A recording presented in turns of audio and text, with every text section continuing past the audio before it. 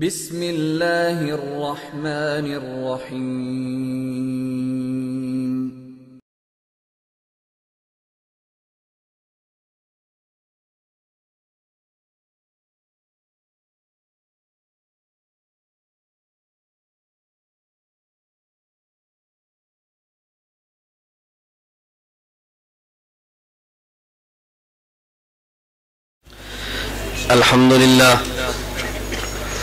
الحمد لله نحمده ونستعينه ونستغفره ونؤمن به ونتوكل عليه ونعوذ بالله من شرور أنفسنا ومن سيئات أعمالنا من يهده الله فلا مضل له ومن يضلل فلا هادي له ونشهد أن لا إله إلا الله وحده لا شريك له ونشهد أن سيدنا ومولانا محمدا عبده ورسوله أما بعد فأعوذ بالله من الشيطان الرجيم اللهم صل على محمد وعلى آل محمد كما صليت على إبراهيم وعلى آل إبراهيم إنك حميد مجيد اللهم بارك على محمد وعلى آل محمد كما باركت على إبراهيم وعلى آل إبراهيم إنك حميد مجيد۔ جا زندگی مدینہ سے جونکے ہوا کے لا، جا زندگی مدینہ سے جونکے ہوا کے لا، شاید کہ حضور خفا ہیں منا کے لا، کچھ ہم بھی اپنا چہرہ باطن سوار لیں، ابو بکر سے آئین عشق و وفا کے لا، دنیا مسلمہ پہ بہت ہی تنگ ہو گئی، فاروق اعظم کے دور کے وہ نقش اٹھا کے لا، جن سے گناہ نے ہمیں محروم کر دیا، عثمان کے وہ زاویہ شرم و حیا کے لا، مغرب کی مدیوں میں مارا مارا نہ پھر اے گدائے علم، دروازہ علم سے خیرات جا کے لا۔ معزز علماء کرام، میرے نہایت واجب الاحترام بزرگوں، مسلک اہل سنت والجماعت سے تعلق رکھنے والے وجود نوجوان دوستوں اور بھائیوں، میں آپ حضرات کی خدمت میں ایک اصول کی بنیاد پر آج گفتگو کرتا ہوں۔ اللہ رب العزت مجھے بات سمجھانے کی توفیق عطا فرمائے، بات سمجھ آئے تو حق جل مجدہ اس کو محفوظ رکھنے کی اور اس اصول کو صحیح طرح استعمال کرنے کی توفیق عطا فرمائے۔ ہمارا چونکہ آپ حضرات کے علم میں ہے، مستقل تعلق اتحاد اہل سنت والجماعت سے ہے، اور اتحاد اہل سنت والجماعت کو مستقل جماعت نہیں، ہم نے اپنا الگ پرچم نہیں بنایا، اس لیے کہ ہمیں یہ پرچم کافی ہے، الگ پرچم کی ضرورت نہیں ہے۔ ہم نے رکنیت سازی پورے ملک میں کہیں شروع نہیں کی، اس لیے کہ ہم مستقل جماعت کا وجود نہیں چاہتے۔ پورے ملک میں جماعت کی بنیاد پہ ہمارے چندے کا کوئی سسٹم نہیں ہے، اس لیے کہ ہمارے مسلک دیوبند جماعتیں ہماری جماعتیں ہیں۔ ہماری جماعت اس طرح کو مستقل جماعت نہیں کہ آپ اس کو کسی جماعت کے مد مقابل کوئی جماعت سمجھیں۔ غرض ہماری صرف یہ ہے اہل سنت والجماعت کے مسلک کے عقائد اور مسائل کی حفاظت کرنا، اپنے عقائد اور مسائل پر امت کو کرنا۔ ہمارے یہاں کبھی آپ تشریف لائیں گے تو اس کا آپ کو اندازہ ہوگا کہ ہمارے یہاں وہ طلباء جو پورا سال تخصص ہمارے پاس کرتے ہیں، ہم ایک سال کا تخصص کرانے کے بعد بھی ان کو یہ نہیں کہتے کہ آپ اتحاد اہل سنت والجماعت کے ساتھ کام کریں، آپ تبلیغی جماعت کے ساتھ کریں، جمعیت علماء اسلام کے ساتھ کریں، ختم نبوت کے ساتھ کریں۔ ہماری جماعتیں ہیں، ہمارا مقصد کو افراد توڑنا نہیں ہے بلکہ اپنی جماعتوں کو مضبوط کرنا ہے۔ اللہ ہمیں یہ بات سمجھنے کی توفیق عطا فرمائے۔ خیر، میں گزارش کر رہا تھا، ہمارا چونکہ مقصد ہے عقائد اور مسائل کا دفاع کرنا، اس کے لیے کتابیں بھی ہیں، لٹریچر بھی ہے، مناظرے بھی ہیں، درسگاہیں بھی ہیں، سب کچھ ہے۔ میں چاہتا ہوں کہ آج آپ کی مجلس میں ایک اصول بنیاد پر بیان کر کے یوں بات کریں، اگر کسی مسئلے پر آپ کو پورا یقین ہے کہ اہل سنت والجماعت احناف دیوبند کا مسئلہ ہے، یہ عقیدہ اہل سنت والجماعت احناف دیوبند کا عقیدہ ہے، یہ شخصیت اہل سنت والجماعت احناف دیوبند کی ہے، آپ کو پورا یقین ہے پھر اس عقیدے پر کوئی شخص اعتراض کرے، اس مسئلے پر کوئی اعتراض کرے اور آپ کے پاس دلیل موجود نہ ہو، تو پھر اپنے عقیدہ اور مسئلے کا آپ دفاع کیسے کریں؟ آدمی کو ہمہ وقت دلائل یاد نہیں ہوتے کہ مستقل دلیل پیش کر سکے۔ اگر کوئی دلیل آپ کے پاس موجود نہیں ہے تو آپ پھر بھی دفاع کریں، لیکن یہ یقین ہونا چاہیے آپ کو کہ عقیدہ ہمارا ہے، مسئلہ ہمارا ہے، مجھے عقیدے اور مسئلے کے اندر کوئی الجھن نہیں۔ اس کے لیے میں طلباء سے گزارش کرتا ہوں، عموماً ہمارے حضرات یہ سمجھتے ہیں کہ جب بھی کوئی سوال کیا جائے اس سوال کا دلیل کے ساتھ جواب دینا ضروری ہے۔ میں کہتا ہوں آپ اس طرز کو بدل دو، ہمیشہ سوال کا جواب نہ دو، بلکہ کبھی آپ سوال پر سوال کر دو، آپ کو دلیل کی ضرورت پیش نہیں ہوگی، آپ کا مخالف آپ کو دلائل پیش کرے گا، آپ سوال کرتے جائیں، آپ اس سے جواب مانگتے چلے جائیں۔ اس کو میں سمجھانے کے لیے بات کہتا ہوں، کبھی سوال کا جواب ہوتا ہے اور کبھی سوال پر سوال کا جواب ہوتا ہے۔ ان میں سے جو طرز آپ کو پسند آئے آپ اس کی بنیاد پر گفتگو کریں، کبھی انشاءاللہ العزیز آپ کو ذلت کا سامنا نہیں کرنا پڑے گا۔ کبھی سوال کا جواب ہوتا ہے اور کبھی سوال پر سوال یہ سوال کا جواب ہوتا ہے۔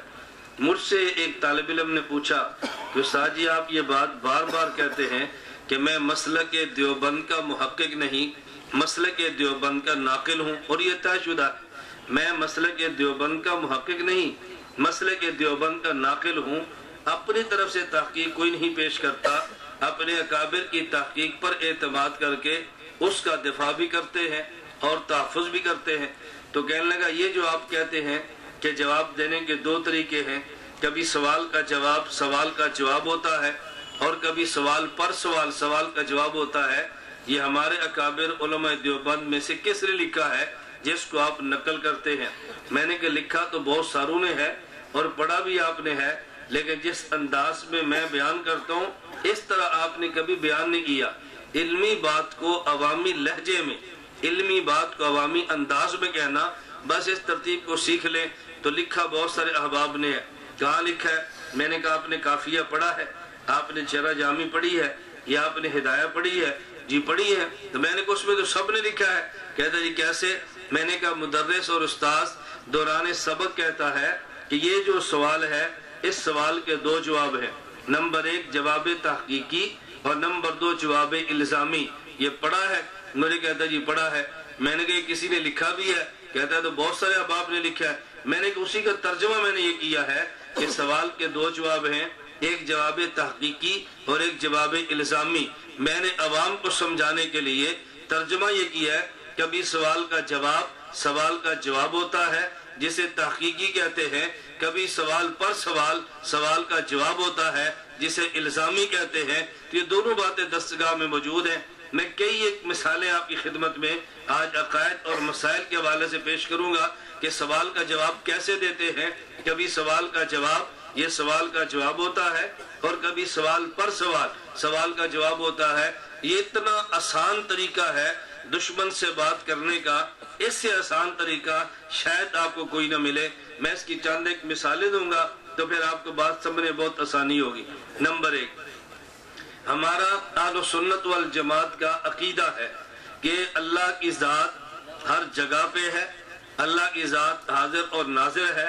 چلے میں ذرا اور اس کو آسان لفظوں میں کہتا ہوں، بس اوقات بعض الفاظ پہ اشکالات پیدا ہوتے ہیں۔ اصل ہمارا عقیدہ یہ ہے اللہ موجود بلا مکان ہے۔ اس کا ترجمہ کیا ہے؟ اللہ حاضر اور ناظر ہے۔ اس کا اور عوامی ترجمہ کیا ہے؟ اللہ ہر جگہ موجود ہے۔ اب موجود بلا مکان کو ہوگے عام بندے کی سمجھ میں نہیں آئے گا، اسے کہہ دو حاضر اور ناظر ہے۔ موجود بلا مکان اچھی استعداد کا مدرس تو سمجھ سکتا ہے، لیکن موجود بلا مکان کو طالب علم نہیں سمجھ سکتا۔ طالب علم کے لیے اللہ حاضر اور ناظر ہے، عوام حاضر اور ناظر نہیں سمجھے گی۔ عوام کو کہہ دو ہر جگہ موجود ہے۔ حکیم الامت مولانا تھانوی رحمۃ اللہ علیہ نے اس کا ایک عجیب بات فرمائی کہ ہر جگہ سے مراد یہ ہے، یہ جگہ میں اتنی تعمیم ہے کہ جس کو تعبیر لامکان سے کرتے ہیں، اس لیے ہم کہتے ہیں ہر جگہ موجود ہے۔ اب دیکھو اس تعبیر کو عام بندے نے سمجھنا نہیں ہے، اس لیے میں نے آسان سی بات کی ہے، اللہ موجود بلا مکان ہے، اور آسان اللہ حاضر اور ناظر ہے۔ اور آسان کہ اللہ ہر جگہ موجود ہے، یہ ہمارا نظریہ ہے۔ ہمارے مد مقابل دو عقیدے ہیں، ایک عقیدہ ملحدین کا ہے اور ایک عقیدہ مبتدعین کا ہے۔ ملحد اسے کہتے ہیں جو دین میں کمی کرنے والا ہے، اور مبتدع اسے کہتے ہیں جو دین میں اضافہ کرنے والا ہے۔ ملحدین کا عقیدہ اللہ صرف عرش پر ہے، اللہ اور کہیں نہیں ہے۔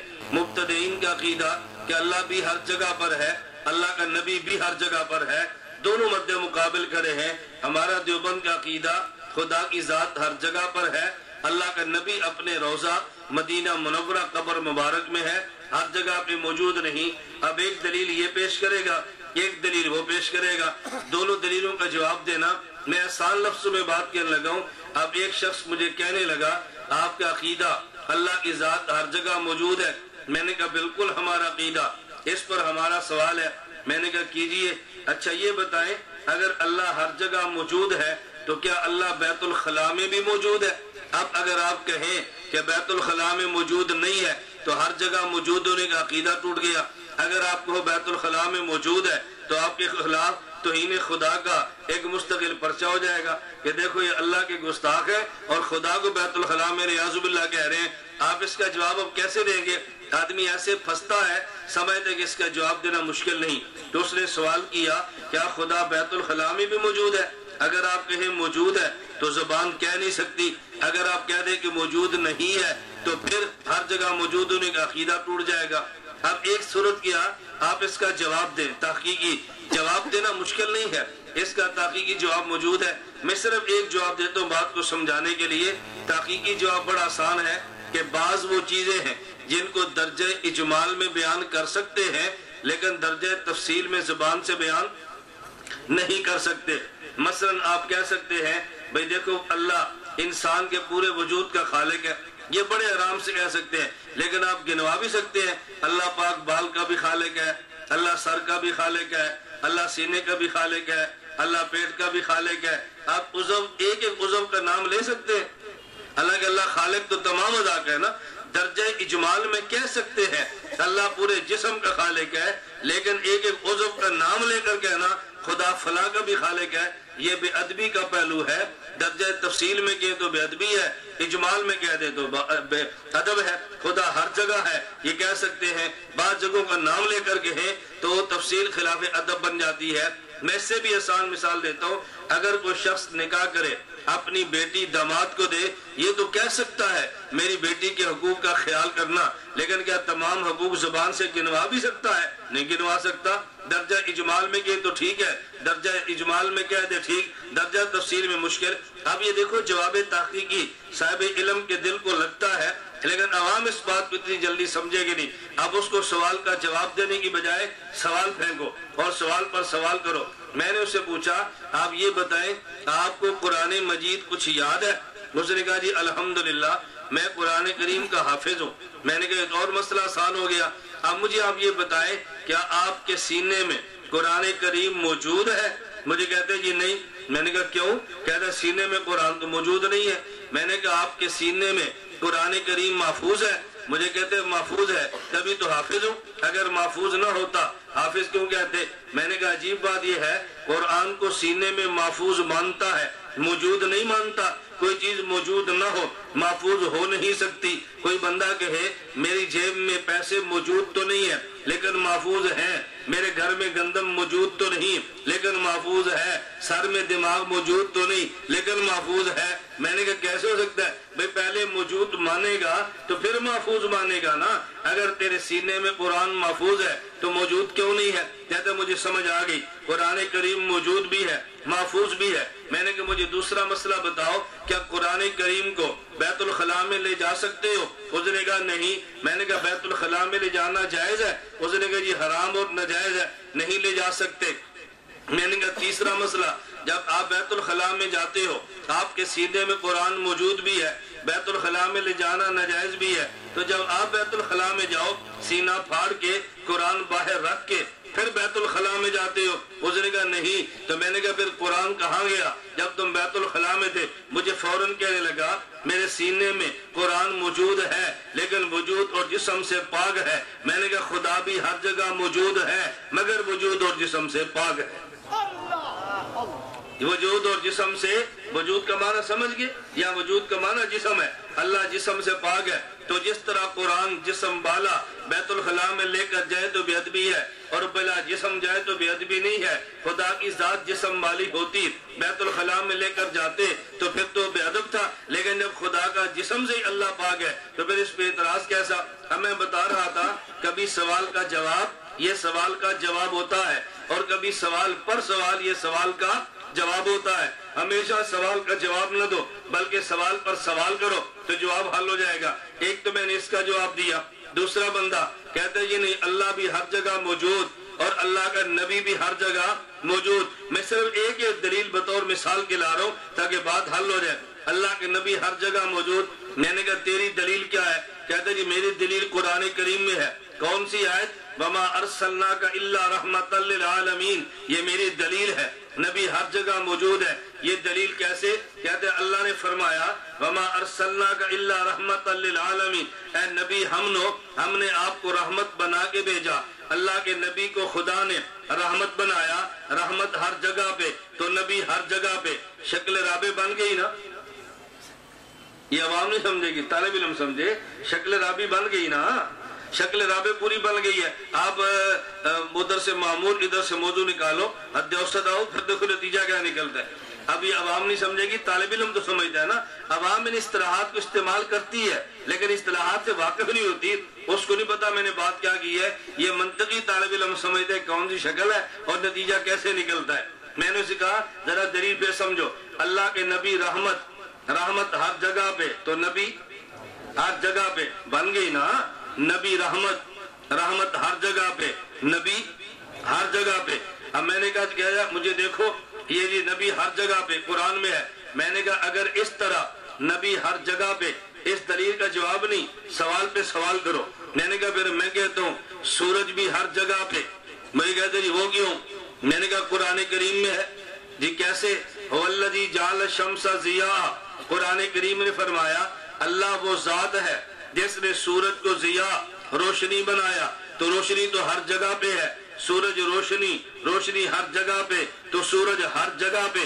میں نے کہا تو مان سکتا ہے سورج ہر جگہ پہ؟ کہتے ہیں نہیں۔ تو میں نے کہا پھر وَالَّذِي جَعَلَ الشَّمْسَ ضِيَاءً، اس آیت کا جواب کیا دے گا؟ اگر وَمَا أَرْسَلْنَاكَ إِلَّا رَحْمَةً لِلْعَالَمِينَ سے پتہ چلا نبی ہر جگہ پہ ہے، وَالَّذِي جَعَلَ الشَّمْسَ ضِيَاءً سے اگر اس سے پتہ چلا نبی ہر جگہ پہ، وَالَّذِي جَعَلَ الشَّمْسَ ضِيَاءً سے پتہ چلا کہ سورج بھی ہر جگہ پہ، تو سورج کو حاضر ناظر مان سکتا ہے؟ کہتا ہے جی نہیں۔ تو میں نے کہا آیت کا جواب کیا دے گا؟ اس نے کہ اس آیت کا مطلب یہ ہے کہ سورج آسمان پہ، اس کی روشنی ہر جگہ پہ۔ میں نے کہا اس آیت کا معنی یہ ہے نبی اپنی قبر پہ، نبی کی رحمت ہر جگہ پہ۔ سورج آسمان پہ، روشنی ہر جگہ پہ، تو نبی اپنی قبر میں، نبی کی رحمت ہے، یہ نبی کا فیض ہر جگہ پہ۔ ہم سب پہ حضور کا فیض ہے، نبوت کے فیض کی برکت ہے مجھے آپ کو ایمان ملا ہے، حضور کا فیض ہے کہ ہم سب کو وجود ملا ہے۔ میں بتا رہا تھا کہ ہمیشہ سوال کا جواب نہ دو بلکہ سوال پر سوال کرو۔ کبھی سوال کا جواب یہ سوال کا جواب ہوتا ہے، اور کبھی سوال پر سوال کا جواب ہوتا ہے۔ چلیے میں ایک اور مسئلہ کرتا ہوں تاکہ آپ کے سامنے مسائل کھلے۔ نبی کریم صلی اللہ علیہ وسلم کی ذات گرامی کے بارے میں ہمارا اہل سنت والجماعت احناف دیوبند کا نظریہ ہے کہ حضور اکرم صلی اللہ علیہ وسلم اپنی قبر مبارک میں زندہ ہے، اپنی قبر مبارک میں زندہ ہے، نماز پڑھتے ہیں، ان کو رزق دیا جاتا ہے، ہمارا عقیدہ۔ اب اس پہ ایک بندہ سوال کرنے لگا کہ رسول اکرم صلی اللہ علیہ وسلم قبر مبارک میں زندہ ہیں؟ میں نے کہا جی ہاں۔ کہتا جی ہمارا ایک سوال ہے۔ میں نے کہا فرمائے۔ کہتا جب حضور قبر میں زندہ ہے، قبر کے اوپر مٹی ہے، ہر طرف سے قبر بند ہے، کیا حضور کا سانس نہیں گھٹتا؟ سوال سمجھے؟ الیاذ باللہ، کیا حضور پاک صلی اللہ علیہ وسلم کا سانس نہیں گھٹتا؟ میں جواب تحقیقی پہ نہیں آ رہا، وہ لمبی بحث ہے اور تھوڑی سی دیر لگتی ہے۔ میں نے کہا میں آپ سے پوچھتا ہوں، آپ بتاؤ آپ ماں کے پیٹ میں کتنے ماہ زندہ رہے؟ کہا جی 5 ماہ۔ میں نے کہا ماں کے پیٹ میں جب آپ زندہ تھے آپ کا سانس نہیں گھٹا؟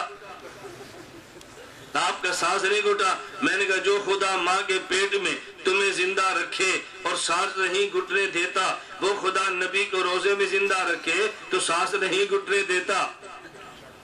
رسول اکرم صلی اللہ علیہ وسلم قبر مبارک میں زندہ ہے، میں نے کہا جی ہاں، توجہ رکھنا، میں نے کہا زندہ ہے، جی ہاں، ان کو رزق بھی ملتا ہے، نماز بھی پڑھتے ہیں۔ اچھا زندہ ہونے پہ ایک اور سوال سن لو، یہ بتاؤ نبی پاک صلی اللہ علیہ وسلم کی عمر کتنی ہے؟ میں نے کہا 63 سال۔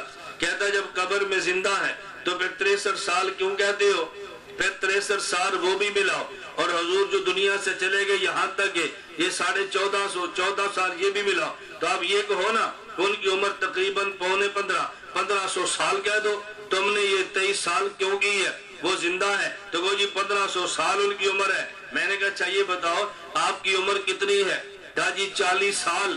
میں نے کہا ماں کے پیٹ میں کتنا زندہ رہے؟ کہا جی 5 ماہ۔ میں نے کہا 40 سال کیوں کہتے ہو؟ کہو نا جی 40 سال اور 5 ماہ۔ کہتے ہیں نہیں، کہنا تو 40 سال ہے۔ میں نے کہا ماں کے پیٹ میں زندہ نہیں تھے؟ کہتے ہیں بندہ ماں کے پیٹ میں زندہ ہوتا ہے لیکن جب عمر پوچھیں تو ماں کے پیٹ کے بعد والی بتاتے ہیں، ماں کے پیٹ والی نہیں بتاتے۔ میں نے کہا جب عمر پوچھے نا تو ماں کے پیٹ میں بھی زندہ اور قبر میں بھی زندہ، ماں کے پیٹ والی بھی شمار نہیں ہوتی، قبر کے پیٹ والی بھی شمار نہیں ہوتی۔ 40 سال ہی کہتے ہیں، 5 ماہ کوئی نہیں گنتا، یہاں بھی 63 سال کہتے ہیں، اگلے سال کوئی نہیں گنتا۔ میں بتا رہا تھا کہ سوال کا جواب اور کبھی سوال پر سوال کا جواب۔ رسول اکرم صلی اللہ علیہ وسلم قبر مبارک میں زندہ ہیں، توجہ۔ میں نے کہا جی ہاں، ان کو رزق بھی ملتا ہے۔ میں نے کہا بالکل رزق ملتا ہے۔ اچھا نبی پاک صلی اللہ علیہ وسلم کو رزق ملتا ہے؟ میں نے کہا جی ہاں۔ سوال سمجھنا، حضور کھاتے اور پیتے ہیں؟ میں نے کہا جی ہاں۔ کہتے جب کھاتے اور پیتے ہیں تو بتاؤ بول و براز کے لیے کہاں جاتے ہیں؟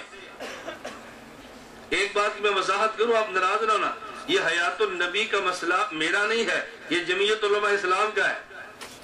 آپ کے علم میں ہے کہ سب سے پہلے ہمارے ملک میں مضبوط کتاب حیات النبی پہ تسکین الصدور لکھی گئی ہے، امام اہل سنت شیخ سرفراز نے لکھی ہے، اور جمعیت علماء اسلام کے مرکزی شورا کے فیصلے پر لکھی ہے۔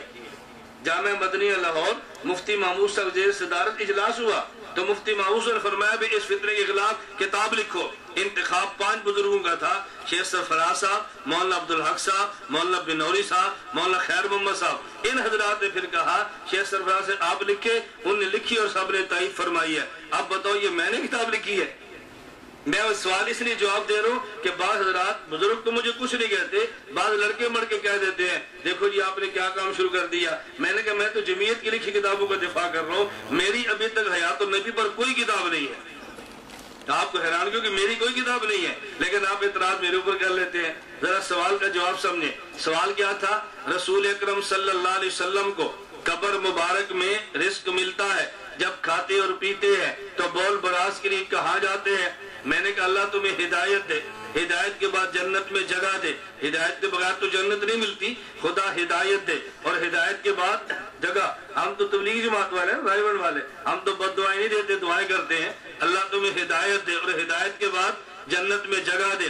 میں نے کہا یہ بتاؤ اب جنت میں گئے تو کھاؤ گے؟ کہا جی بالکل۔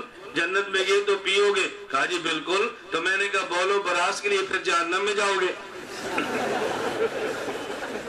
بولو براز کے لیے کہاں جاؤ گے؟ کہا جی بولو براز کے لیے کہاں جائیں گے؟ جنت میں رہیں گے۔ تو میں نے کہا بولو براز، کہتا ہے جنت میں تو بولو براز کی ضرورت ہی نہیں ہے۔ میں نے کہا تجھے وہاں ضرورت نہیں، نبی کو یہاں ضرورت نہیں، وہ بھی جنت اور نبی کا روضہ اس سے بڑھ کے جنت، نبی کا روضہ اس سے بڑھ کے۔ تجھے جنت میں ضرورت نہیں ہے تو نبی کو کیسے ضرورت ہے بولو براز کی؟ میری بات سمجھ آ رہی ہے؟ چلو اس پہ پھر سوال، نبی پاک صلی اللہ علیہ وسلم کا روضہ جنت ہے؟ میں نے کہا جی ہاں۔ کہتے جنت نہیں ہے۔ میں نے کہا کیوں؟ کہتے صحیح بخاری میں دلیل موجود ہے، رسول اکرم صلی اللہ علیہ وسلم مکہ مکرمہ سے مدینہ منورہ تشریف لائے، نبی پاک صلی اللہ علیہ وسلم مسجد نبی کی تعمیر کے لیے جگہ کی کھدائی کی ہے، مشرکین کی ہڈیاں نکلی، رسول اکرم صلی اللہ علیہ وسلم نے مشرکین کی ہڈیاں وہاں سے نکالی ہیں، تو وہی مسجد نبی کے اندر کمرہ ہے امی عائشہ رضی اللہ عنہا کا، اور وہی کمرہ نبی کی قبر مبارک ہے، اسی کو تم جنت کا ٹکڑا کہتے ہو۔ اگر یہ جنت ہے تو جنت مشرک کی ہڈی تو نہیں ہوتی، اگر یہ جنت مشرک کی ہڈی کا مانا گیا۔ ان کے جواب آج سمجھ لو، اگر آج نہیں سمجھو گے نا جب اس فطرے نے پھیل جانا ہے پھر تم نے کہنا ہے کہ مولانا کی تاریخ لو۔ ابھی تو بغیر دعوت کے بھی ہم آ جائیں تو لوگ کہتے ہیں اس مسئلے کی فلاں شہر میں کیا ضرورت ہے۔ میں ایک جگہ پشاور حیات آباد فیس 6 میں میرا بیان تھا، تراویح 20 رکعت تراویح پر میں نے بیان کیا، بیان کے بعد ایک خان صاحب آئے سوال کے لیے، بڑے پڑھے لکھے آدمی تھے، کلین شیف تھے، لیکن تھے بڑے سمجھدار پڑھے لکھے۔ مجھے کہتے ہیں مولوی صاحب ہمارے حیات آباد فیس 6 میں سارے 20 تراویح پڑھتے ہیں، 8 والا کوئی ایک بھی نہیں ہے، تو اس مسئلے کی یہاں کیا ضرورت پڑی آپ کو؟ یہاں پر کیوں مسئلہ بیان کیا 20 رکعت والا؟ یہاں تو سارے 20 پڑھتے ہیں۔ میں نے ان سے پوچھا آپ کے حیات آباد فیس 6 میں کوئی پولیو کا مریض بچہ بھی ہے؟ مجھے کہتے ہیں نہیں۔ میں اس پہ بات نہیں کر رہا کہ پولیو قطرے ٹھیک ہے غلط، اس پہ نہیں کر رہا، لوگ پلاتے ہیں، میں اس بنیاد پہ کہتا ہوں۔ میں نے کہا مجھے یہ بتاؤ اگر آپ کی حکومت ڈاکٹر کو بھیجے یہ پولیو قطرے پلا لو، آپ بچوں کو پلاتے ہو؟ ڈاکٹر کہتے ہو، خان صاحب کہتے ہیں جی ہاں۔ میں نے کہا جب پولیو کا مریض ہی نہیں ہے تو کیوں پلائے ہیں؟ کہتے ہیں جی حفاظتی قطرہ۔ میں نے کہا حفاظتی بیان، یہ حفاظتی بیان۔ ہمارے لاہور میں ڈینگی مچھر بہت پھیلا ہے نا، تو جن شہروں میں ڈینگی مچھر نہیں گیا سپرے وہاں بھی ہو گیا۔ بھائی جب یہاں ڈینگی نہیں ہے مچھر تو سپرے کیوں؟ کہتے ہیں حفاظتی۔ میں نے کہا جہاں فتنہ نہ ہونا پہلے حفاظتی سپرے کرا لیا کرو، وہاں فتنہ پیدا نہیں ہوگا۔ آپ پیدا ہونے کے بعد پریشان ہوتے ہیں، اب اس کا حل کیا نکالیں؟ ہمارے سپرے نہ کرنے کا نتیجہ ہے ہمارے شہروں میں یہ فتنے پیدا ہوئے۔ مجھے آج یہ حضرت فرما رہے تھے یہاں بنو شہر میں، آج کی بات ہے یا کل کی بات ہے، پورا خاندان غیر مقلد ہوا ہے ان دنوں میں، آج یا کل کی بات ہے، مجھے ابھی بتایا۔ اب بتائیں جب شروع ہو جائیں گے تو پھر آپ کریں گے۔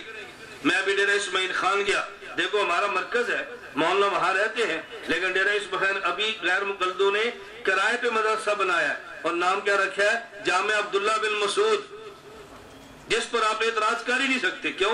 امام صاحب کی فقہ کی بنیاد عبداللہ بن مسعود ہے رضی اللہ عنہ، نام یہ رکھا ہے اور گاڑیوں نے کام شروع کر دیا ہے۔ ابھی ہم خاموش ہیں، لیکن جب فتنہ پھیل جائے گا، مرکز بن جائے گا، جماعت الدعوہ کے جلسے شروع ہو جائیں گے، اس کے بعد ہمیں کہنا ہے ان کا کوئی علاج کرنا چاہیے۔ میں گزارش کر رہا ہوں کہ فتنہ آنے سے پہلے ہلکے پھلکے سپرے کرنا شروع کر دیں، انشاءاللہ کچھ نہ کچھ مچھر ختم ہو جاتے ہیں، اور کچھ آتے ہیں رسوم کے دوڑ جاتے ہیں، بھئی یہاں نہیں آنا۔ چلو سوال ذہن میں ہے، نبی کریم صلی اللہ علیہ وسلم کا روزہ، کہتے ہیں اگر یہ جنت کا ٹکڑا ہے تو جنت میں مشرک کی ہڈی تو نہیں ہے، یہ مشرک کی ہڈی کیسے؟ میں نے کہا اچھا مجھے بتاؤ اگر جنت میں مشرک کی ہڈی نہیں ہو سکتی تو جنت میں پورا کافر ہو سکتا ہے؟ سوال سمجھنا، مشرک کی ہڈی تو نہیں ہو سکتی، کیا پورا کافر جہنم میں ہو سکتا ہے؟ مجھے کہتے ہیں نہیں۔ میں نے کہا میں قرآن پڑھنے لگا ہوں، اللہ رب العزت نے حضرت آدم علیہ السلام کو پیدا فرمایا تو ملائکہ سے فرمایا اسجدوا لآدم، میرے آدم کو سجدہ کرو، فسجد الملائکہ، تمام فرشتوں نے سجدہ کیا، الا ابلیس نے سجدہ نہیں کیا، ابا انکار کر دیا، واستکبر تکبر کیا۔ بات سمجھ آ رہی ہے؟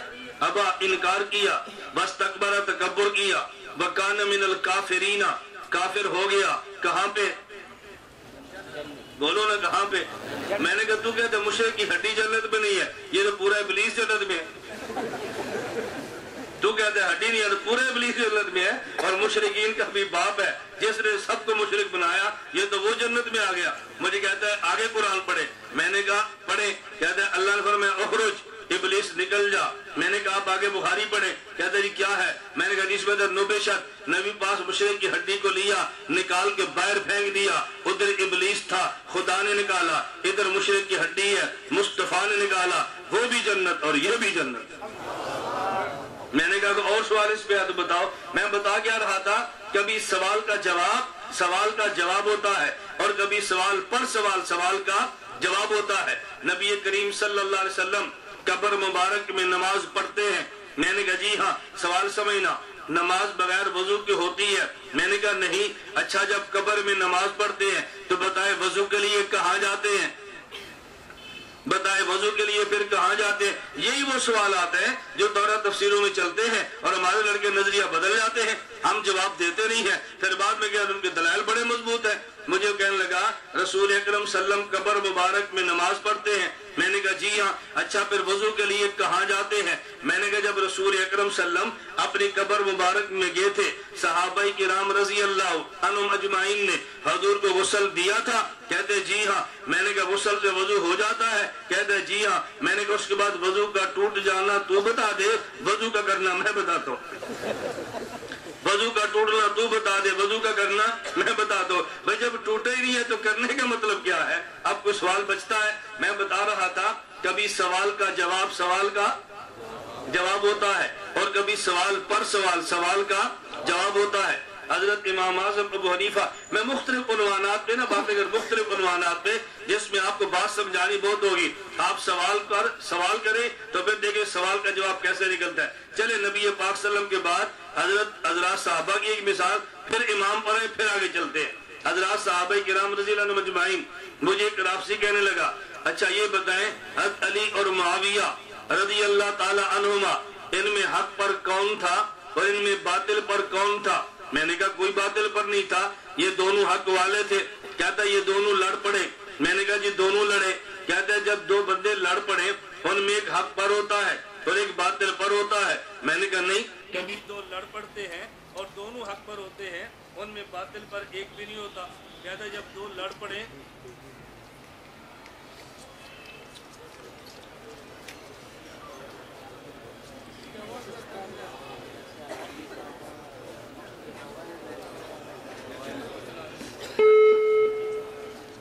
मैंने कहा ऐसा करें कुछ वक्त जनरेटर को मुसलसल चलने दे। मुझे तो खैर पता नहीं था पहले ऐसे, वरना मैं तो जलसे वाले को पहले गुजारिश करता हूँ 500 का पेट्रोल डालो और 1 घंटे के लिए जनरेटर को चलने दो। वो जो दरमियान में होता है कभी बिजली कभी जनरेटर, वो 100 रुपये तो बच जाता है लेकिन जलसा खराब हो जाता है। तवज्जो रखे, नहीं ये इनका नहीं है, मेरे साथ हर जलसे में होता है, ये कोई नई बात तो नहीं है। चलो बात समझे जरा, मैं कोई आपका खतीब नहीं हूँ, परेशान हूँ। वकील इतनी जल्दी परेशान नहीं होता कभी। वकील को पता है उसके बाद मुवक्किल कमरे से आए होते हैं, बात समझ सारे अपने मुवक्किल संभालने होते हैं।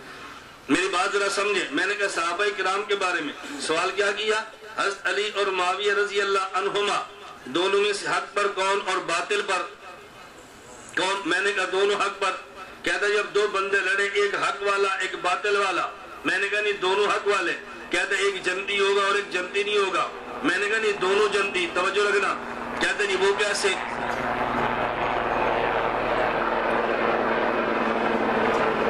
कोई बात नहीं, देख लो। इसकी आवाज ना भी होती आपने फिर भी देखना था। मेरे बयान में कोई दाएं बाएं तो देखे तो मैं बयान रोक लेता हूँ, भाई आप देख लो फिर बयान शुरू करते हैं। चले आप शुरू करें। वो भी आपने देख लिया, बयान भी सुन ले। हमारी कोई लड़ाई तो नहीं, आवाज आती फिर भी इन्हें देखना था। ये तो मिजाज है ना। चले, मैंने कहा मैं एक सवाल का तवज्जो रखना। अब इस पे सवाल सुनो। मैंने कहा हजरत मूसा अलैहिस्सलाम, हजरत हारून अलैहिस्सलाम दोनों नबी? कहते जी हाँ। मैंने कहा इनमें हक वाला कौन है, बातिल वाला कौन है? कहते हैं दोनों हक वाले। मैंने कहा जन्नत वाला कौन है और कौन जन्नत वाला नहीं? कहते हैं दोनों जन्नती। मैंने कहा लड़ तो पड़े हैं, नहीं समझे? लड़ पड़े हैं तो क्या ना एक हक वाला। कहता नहीं वो तो दोनों जन्नती। मैंने कहा ये भी दोनों जन्नती। मैंने तेरा उसूल तोड़ दिया है कि लड़ने वालों से एक हक वाला और एक बातिल वाला होता है। तो हमेशा सवाल का जवाब न दो, कभी सवाल पे सवाल करो। हजरत इमाम आज़म अबू हनीफा रहमहुल्लाह ताला, इनके बारे में एक शख्स ने मुझसे सवाल किया। वो कहता है ये बताएं इमाम आज़म अबू हनीफा रहमतुल्लाह अलैह को बादशाह वक्त ने कहा चीफ जस्टिस और काजिल को जात बनो। इमाम साहब फरमाने लगे कि मैं नहीं बनता। तवज्जो रखना। कहा जी चीफ जस्टिस बनो। कहा जी मैं नहीं बनता। कहते हैं इमाम साहब को कोड़े मारेंगे। मैंने कहा बिल्कुल लगे। चीफ जस्टिस नहीं बने। हजरत इमाम साहब को जेल में डाला, जेल में चले गए। चीफ जस्टिस नहीं बने। हजरत इमाम साहब को जेल में जहर दिया, फिर इमाम साहब शहीद हो गए, लेकिन चीफ जस्टिस नहीं बने। कहते अच्छा ये बताएं इस उम्मत में पहला चीफ जस्टिस बना कौन है? मैंने कहा इमाम साहब के शागिर्द काजी इमाम अबू यूसुफ रहमतुल्लाह अलैह चीफ जस्टिस बने हैं। मुझे कहते हैं अगर चीफ जस्टिस बनना गलत था इमाम अबू यूसुफ क्यों बने हैं? अगर चीफ जस्टिस बनना ठीक था इमाम अबू हनीफा क्यों नहीं बने? सवाल समझिए। अगर चीफ जस्टिस बनना गलत था इमाम अबू यूसुफ क्यों बने हैं? अगर बनना ठीक था तो फिर इमाम अबू हनीफा क्यों नहीं बने? क्या जरूरत पड़ी थी मार खाने की? सवाल का जवाब सुनना। मैंने कहा मुझे ये बताएं रसूल अकरम सल्लल्लाहु अलैहि वसल्लम मक्का मुकरमा में थे, खुदा ने नबुव्वत दी है, दौलत नहीं दी। खुदा ने नबुव्वत दी है, ताकत नहीं दी। खुदा ने नबुव्वत दी है, मक्का मुकरमा में हुकूमत नहीं दी। मैंने कहा दौलत, हुकूमत और ताकत या मक्का मुकरमा में नहीं दी, अल्लाह ने मदीना मुनव्वरा में दी है। हुकूमत भी दी है, दौलत भी दी है, ताकत भी दी है। अगर ये चीजें ठीक थी तो मुझे बता मक्का में क्यों नहीं दी? اگر یہ چیزیں غلط تھی تو خدا نے مدینہ میں کیوں دی ہے؟ مجھے وہ کہنے لگا سوا سمجھنا، کہتے ہیں اس لیے نہیں دی کہ اس میں صحابہ کا دفاع کیا ہے، اگر اللہ مکہ میں دے دیتے تو لوگ کہتے کلمہ اس لیے پڑھا نبی حکومت والا تھا، کلمہ اس لیے پڑھا نبی طاقت والا تھا، کلمہ اس لیے پڑھا کہ نبی دولت والا ہے۔ جب صحابہ نے کلمہ پڑھا، قربانیاں دے دی ہے، خدا نے حکومت طاقت دولت بھی انہی کو دے دی، حق انہی کا تھا۔ اگر مکہ میں دیتے الزام لگتا، میں نے کہا بالکل اسی طرح امام اعظم ابو حنیفہ اگر چیف جسٹس بن جاتے تو پھر الزام لگتا، ان نے جنازہ جیل سے اٹھوا لیا، اپنے مقلدین کو الزام سے بچا لیا ہے۔ اگر وہ چیف جسٹس بن جاتے تو لوگ کہتے دنیا میں 70% مسلمان جو حنفی بنے ہیں، فقہ حنفی جو بطور پبلک لا دنیا میں نافذ ہوئی ہے، فقہ حنفی دنیا میں چلی ہے، بھئی امام جو طاقت والا تھا، امام کا جنازہ جیل سے اٹھا ہے، چیف جسٹس خدا نے شاگرد کو بنایا ہے، یہ بتانے کے لیے کہ حق انہی کا ہے، یہ بتانے کے لیے حق انہی کا ہے۔ میں بتا کیا رہا تھا، کبھی سوال کا جواب ہوتا ہے اور کبھی سوال پر سوال کا جواب ہوتا ہے۔ ہمیشہ سوال کا جواب نہ دو بلکہ سوال پر سوال کرو، آپ کے بہت سارے مسئلے حل ہو جائیں گے۔ میں چند ایک مسائل بھی لاتا ہوں تاکہ آپ کے سامنے کچھ مسائل بھی ہیں۔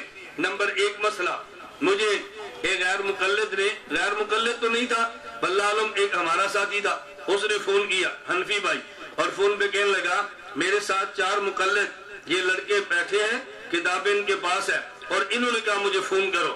میں نے کہا کرو فون۔ مجھے وہ کہنے لگا یہ پوچھتے ہیں کہ رسول اکرم صلی اللہ علیہ وسلم نے رفع الیدین سے اگر منع کیا ہے ہمیں کوئی حدیث دکھا دو، ایک حدیث دکھا دو اللہ کے نبی صلی اللہ علیہ وسلم نے رفع الیدین کرنے سے منع کیا ہو، ہم رفع الیدین چھوڑ دیں گے اور پکے حنفی بن جائیں گے۔ میں نے کہا یہ فون ان کو دے، یہ فون کرے اور سپیکر آن کر دو اور تم اس کا جواب سنو۔ اب اس غیر مقلد نے سپیکر موبائل لیا، اس نے سوال کیا، کہتے ہیں شیخ صاحب ایک حدیث دکھا دو نبی پاک صلی اللہ علیہ وسلم نے رفع الیدین کرنے سے منع کیا ہو، ہم رفع الیدین چھوڑ دیں گے اور ہم حنفی بن جائیں گے۔ اب اس کا جواب نہ دو، اس پر سوال کرو۔ میں نے کہا تم ایک حدیث دکھا دو نبی کریم صلی اللہ علیہ وسلم نے رفع الیدین کرنے کا حکم دیا ہو، میں رفع الیدین شروع کر کے اہل حدیث بن جاؤں گا۔ سمجھ آئی؟ اس نے کیا سوال کیا؟ کچھ سوال سمجھو تو صحیح نا، اس نے کیا سوال کیا؟ ایک حدیث دکھاؤ جس میں نبی پاک صلی اللہ علیہ وسلم نے رفع الیدین سے منع کی ہو۔ ہم نے کیا کہا بھئی تم ایک حدیث دکھاؤ حضور نے حکم دیا ہو۔ آپ غیر مقلد ہے نا، اس کی فوراً ٹون بدل دی ہے، جب جواب آتا ہے فوراً پیترا بدل رہا ہے، پھسلتا ہے، فوراً پھسل گیا۔ مجھے کہنے لگا اگر نبی پاک صلی اللہ علیہ وسلم نے رفع الیدین کا حکم نہیں دیا، رفع الیدین کیا تو ہے نا؟ سوال سمجھ گئے؟ رفع الیدین کا حکم نہیں دیا، رفع الیدین کیا تو ہے نا؟ میں نے فوراً کہا رفع الیدین سے منع نہیں کیا، رفع الیدین چھوڑا تو ہے نا؟ بات سمجھ آگئی؟ اس نے کیا کہا جی اگر حکم نہیں دیا کیا تو ہے نا؟ میں نے فوراً کہا منع نہیں کیا چھوڑا تو ہے نا؟ تم حکم دکھاؤ ہم منع دکھائیں گے، تم کرنا دکھاؤ ہم ترک دکھائیں گے۔ بھئی دلیل کے مقابلے میں دلیل ہوتی ہے نا۔ میں بات اس لیے سمجھا رہا ہوں اگر یہ باتیں ذہن میں آ جائیں، پھر اگر زیادہ دلائل نہ بھی ہوں تو بندہ بڑے آرام سے مخالف کو کنٹرول بھی کر سکتا ہے اور اس کو قائل بھی کر سکتا ہے۔ اذان ہو لے کیا کوئی اور شروع ہو جائے گی؟ جی چلیں ایک اور اسی پر سوال سمجھے۔ ایک غیر مقلد مجھے کہنے لگا نبی پاک صلی اللہ علیہ وسلم نے، توجہ ادھر رکھے، رفع الیدین کیا تھا۔ میں نے کہا جی کیا تھا۔ مجھے کہتا ہے پھر چھوڑ دیا تھا۔ میں نے کہا چھوڑ دیا تھا۔ سوال سمجھے؟ اچھا یہ بتائیں کیوں چھوڑا رفع الیدین؟ کیوں چھوڑا؟ اب آپ نے مدرسے میں آنا ہے، کتابیں تلاش کرنی ہے، استادوں کو تنگ کرنا ہے، استاد یہ وجہ بتائیں کیوں چھوڑا؟ مجھے کہتا ہے نبی پاک صلی اللہ علیہ وسلم نے رفع الیدین کیوں چھوڑا؟ اچھا میں نے کہا تو بتا کیوں شروع کیا؟ اس نے کیا پوچھا کیوں؟ اور ہم نے کیا پوچھا کیوں شروع کیا؟ کہتا ہے شروع کیوں کیا مجھے نہیں پتا۔ میں نے کہا کیوں چھوڑا؟ مجھے نہیں پتا۔ شروع کرنے کا تجھے نہیں پتا، چھوڑنے کا مجھے نہیں پتا۔ جب شروع کیا تو کر دیا، جب چھوڑا تو چھوڑ دیا۔ اب بتائیے الجھن والی بات تو نہیں ہے نا؟ آسان سی بات کیا؟ ہمیشہ سوال کا جواب نہ دو بلکہ سوال پر سوال کرو۔ سوال کا جواب دینا پھر اپنے ذمہ دلائل لوگے، پھر اس کا دفاع کرو گے۔ سوال کا جواب نہیں، سوال پر سوال کرو، اس میں بات حل ہوتی ہے۔ مجھے ایک شخص کہنے لگا اچھا یہ بتائیں حضرت امام اعظم ابو حنیفہ رحمتullah علیہ سے حضرت امام بخاری نے کوئی ایک بھی حدیث نہیں لی اور نہیں لی. امام ابو حنیفہ کے شاگردوں سے ہے, امام صاحب سے نہیں ہے. مکی بن ابراہیم سے ہے, محمد بن عبداللہ سے ہے, ابو عاصم بن نبیل سے ہے, امام صاحب سے نہیں ہے. مجھے وہ کہنے لگا امام اعظم ابو حنیفہ اگر بہت بڑے آدمی ہوتے ان سے امام بخاری کو ایک حدیث تو لے لیتا نا. میں نے کہا امام بخاری بہت بڑے آدمی ہوتے, امام مسلم ان سے کوئی ایک حدیث تو لے لیتا نا. پوری صحیح مسلم میں امام مسلم نے امام بخاری سے کوئی حدیث نہیں لی, حالانکہ امام مسلم امام بخاری کے شاگرد ہیں. میں نے کہا اگر یہ دلیل ہے چھوٹا بڑے ہونے کی تو پھر کوئی امام بخاری کو چھوٹا کہہ دے گا. اگر یہ بڑے ہوتے تو امام مسلم دلیل ان سے حدیث لے لیتا نا, تو جو جواب تو دے گا وہ جواب ہم دیں گے. میں بتا یہ رہا تھا صرف الجھن دور کرنے کے لیے, کبھی سوال کا جواب ہوتا ہے اور کبھی سوال پر سوال کا جواب ہوتا ہے. غیر مقلد نے دلیل پوچھی, میں ایک بات تمہیں سمجھانے لگا ہوں. کہا جی مولانا صاحب امام کے پیچھے ہم تو فاتحہ پڑھتے ہیں, آپ امام کے پیچھے فاتحہ نہیں پڑھتے. میں نے کہا بالکل. میں تھوڑی سی تمہید باندھ کے ایک سوال بتانا ہے پھر اس پر سوال کرنا ہے. اچھا جی آپ کی دلیل کیا ہے؟ میں نے کہا قرآن کریم ہے, وَإِذَا قُرِئَ الْقُرْآنُ فَاسْتَمِعُوا لَهُ وَأَنصِتُوا لَعَلَّكُمْ تُرْحَمُونَ. اور امام احمد فرماتے ہیں اجمع الناس وَلَا أَنَّا نَزَلَتْ فِي الصَّلَاةِ, امت کا اجماع ہے یہ نماز کے بارے میں ہے کہ جب امام نماز میں قرآن پڑھے تو پیچھے مقتدی امام کے پیچھے نماز میں قرآن نہ پڑھے. یہ اجماع امت ہے کہ نماز کے بارے میں آیت اتری ہے. اب اس نے کہا کہ امام کے پیچھے قرآن ہم بھی نہیں پڑھتے. میں نے کہا تم تو پڑھتے ہو. اس نے کہا کہاں پڑھتے ہیں؟ میں نے کہا فاتحہ نہیں پڑھتے.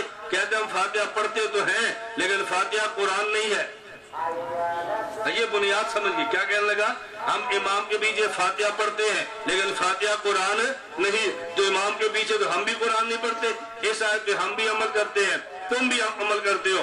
میں نے کہا فاتحہ قرآن کیوں نہیں ہے؟ اس کا سوال سننا پہلے. اس کا سوال یہ ہے, مجھے کہنے لگا کہ یہ بتاؤ قرآن کریم کے پارے کتنے ہیں؟ آپ بتاؤ, پھر آپ کو سوال سمجھ آئے گا. قرآن کے پارے کتنے ہیں؟ 30. پہلا پارا کہاں سے شروع ہے؟ الف لام میم سے. دوسرا پارا سیقولو سے. تیسرا پارا تلک رسلو. آخری 30واں پارا عما یتساءلون. تو سورۃ الفاتحہ کدھر گئی؟ اس نے کہا جی جب قرآن کریم کے 30 پارے ہیں کسی ایک پارے میں سورۃ فاتحہ نہیں ہے. پہلا پارا الف لام میم سے, دوسرا سیقولو سے, تیسرا تلک رسل, آخری عما یتساءلون. تو اگر فاتحہ قرآن ہوتی تو کسی پارے کا جز ہوتی نا. جب 30 پاروں کا نام قرآن ہے, کوئی پارا فاتحہ سے شروع نہیں ہو رہا, تو پھر اس کا مطلب یہ کہ فاتحہ قرآن ہی نہیں ہے. اس نے سوال کیا. میں نے کہا یہ بتاؤ قرآن کی سورتیں کتنی ہیں؟ کہتے 114. نہیں سمجھے؟ قرآن کی سورتیں کتنی ہیں؟ 114. میں نے کہا پہلی سورت کون سی ہے؟ کہتے فاتحہ. میں نے کہا جب قرآن نہیں تو قرآن کی سورت کیسے؟ جب قرآن نہیں ہے تو قرآن کی سورت کیسے؟ وہ جی میرا سوال. میں نے کہا میرا سوال, تیرے سوال کا میں جواب دوں, میرے سوال کا تو جواب دے نا. اچھا مجھے تو اس کا جواب آتا ہے بحمدللہ, یہ نہیں آتا. میں صرف یہ بتا رہا ہوں اس کو پریشانی تو لگ گئی نا.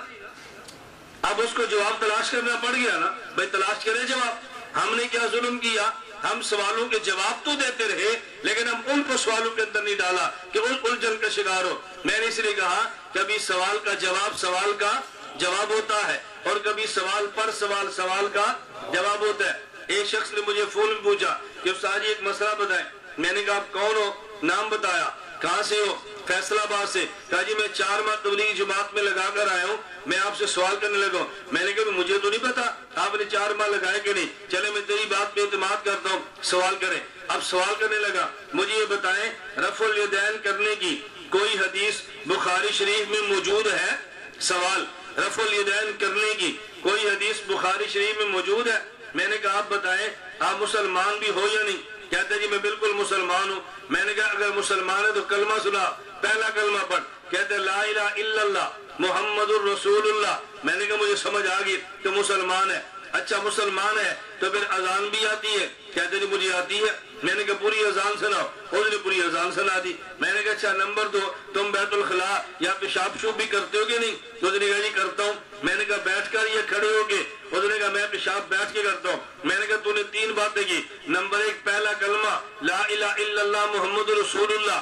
नंबर 2 ने अजान के कलिमात मुझे सुनाए। नंबर 3 तूने कहा मैं पेशाब बैठ के करता हूँ। क्या पूरी बुखारी में जो पहला कलमा तूने पढ़ा है ये साबित कर सकता है? कहता नहीं है। मैंने कहा मुझे नहीं पता, मैं तुझसे पूछ रहा हूँ। पहला कलमा बुखारी में है जो मैंने कहा जो अजान तूने सुनाई ये बुखारी में है। बुखारी में कलमाती अजान नहीं है, ये है कि इतने कलिमात है। लफ्ज कलमे कौन कौन से हैं इस पर बात मैं नहीं कर रहा। मैंने कहा पूरी अजान ये बुखारी से सुना जो मैंने कहा तो पेशाब बैठ के करता है। पूरी बुखारी में 4 रवायतें हैं और चारों रवायतें पेशाब खड़े होकर करने की है, बैठकर पेशाब की एक भी रवायत नहीं है। जो ये कहता है अगर बुखारी में नहीं है तो और किताबों में तो है ना, तो मैंने कहा अगर ये बुखारी में नहीं है तो और किताबों में ये भी है।